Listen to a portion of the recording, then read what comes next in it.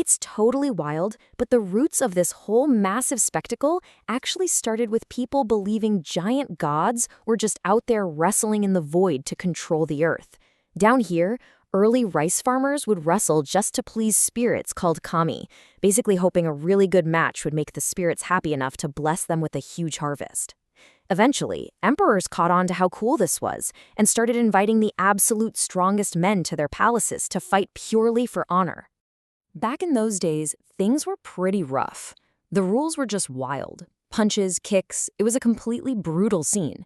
Samurai warriors would actually hang around and watch these raw fights to learn war takedowns, figuring out exactly how to drop an enemy on an actual battlefield. But when peace finally blanketed Japan, those samurai didn't need war tactics anymore, so the fighting naturally shifted into pure entertainment. Street brawls got way too dangerous though, so leaders eventually had to step in and lock things down with some really strict safety rules. To contain all that chaos, they built the dojo. It's a special, incredibly small wrestling ring made entirely out of sacred clay, sitting directly beneath a roof designed exactly like a holy Shinto shrine.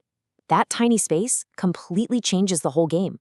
It forces these absolute giants to fight up close and personal. It's exactly like trying to survive a heavyweight boxing match inside a cramped telephone booth. There is literally nowhere to hide. And the rules for losing are wonderfully simple. Step totally out of that clay ring, you'll lose. Let a knee touch the ground, you're done. Even just a hand brushing the dirt means it's over. Only the soles of your feet are allowed down. And here's the absolute kicker, there are 0 weight classes. So a smaller guy with killer speed, a brilliant brain, and perfect balance can completely trip up a massive giant. Brains can absolutely beat pure weight every time. The only thing these guys wear is a mawashi, which is a really thick, incredibly strong silk belt. Grabbing that belt is the ultimate strategy. If a wrestler that's a solid grip on that silk, he can dig his bare toes right into the hard clay, lift his enemy entirely off the ground, and just casually toss him out. Fighting barefoot on that hard dirt is absolutely essential, because those toes have to grip for absolute power. Obviously, getting huge is basically the job description here. These guys are pounding massive amounts of a really special stew called chunko nabe every single day. It is just packed with heavy meat and vegetables, and right after they eat all that stew, they immediately take long, deep naps.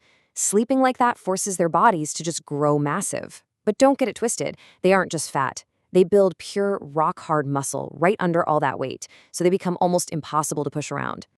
They all live and train together in a special house called a stable, and the vibe there is intensely strict. The youngest, lowest-ranked boys have to wake up in the pitch dark to clean and cook for everyone else. Meanwhile, the absolute best wrestlers are treated like kings, sleeping late while the younger guys literally serve them.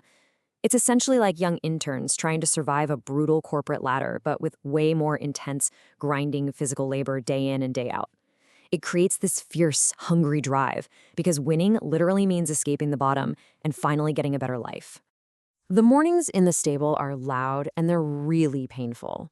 Practice involves the wrestlers repeatedly slamming their massive bodies straight into solid wooden poles, hour after hour. They do this deliberately to harden themselves, making their skin and their bones incredibly tough just so they can survive the ring. But when tournament time hits, it's a whole different energy. Fans pack into these giant stadiums sitting on simple cushions. Before the wrestlers even touch each other, these massive men step onto the clay and perform these huge high leg stomps. It builds immense leg strength, sure, but it's really meant to scare away bad spirits. Then they grab huge handfuls of salt and throw it across the clay to completely banish any bad luck. Then comes the stare down. They squat super low, and the tension is just immense. The referee watches, just waiting for the exact perfect millisecond when both men breathe together in perfect sync. When they do, they explode forward into the tachiai. That first crash is exactly like 2 cars hitting each other head-on at full speed. The sound of flesh and bone literally echoes through the entire stadium. Usually the whole thing is over in just a few split seconds. One monstrous push and someone is out. But sometimes they crash and just lock together. They'll stand there, breathing super heavily, grappling for actual minutes, while the entire packed crowd goes completely dead silent.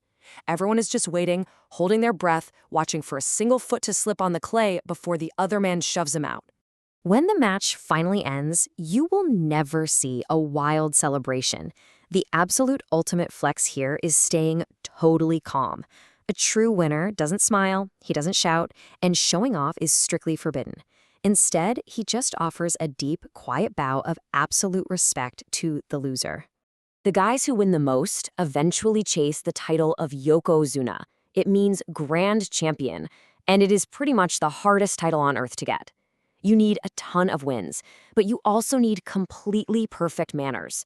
They're seen as total heroes, but they carry an absolute burden.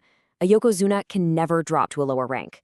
If a Grand Champion starts losing, he doesn't get demoted. He just has to retire completely.